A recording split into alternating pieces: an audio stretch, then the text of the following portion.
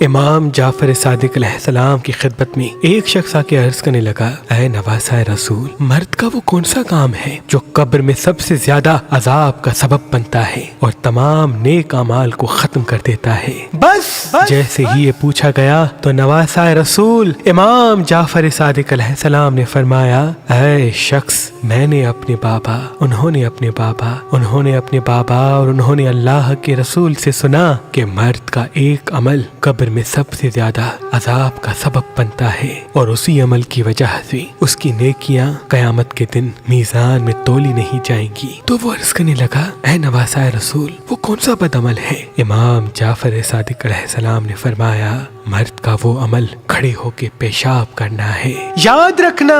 جو انسان کھڑے ہو کے پیشاب کرتا ہے طہارت صحیح نہیں کرتا، یا جس کے پیشاب کے قطرے اس کے جسم یا کپڑوں کو لگتے ہیں، تو جسم کی جہاں جہاں پیشاب کے قطرے لگتے ہیں قبر میں اسی جگہ سے آگ نکلے گی، اور وہ انسان قیامت تک قبر میں آگ کے ہونے کی وجہ سے تڑپتا رہے گا، اور روز محشر اس کے جسم سے ایک بدبو آئے گی جس سے تمام میدان حشر میں لوگ اس انسان کو پہچان لیں گے کہ یہی وہ انسان تھا جو کھڑے ہو کے زندگی میں پیشاب کیا کرتا تھا، جو کھڑے ہو کے زندگی میں پیشاب کیا کرتا تھا۔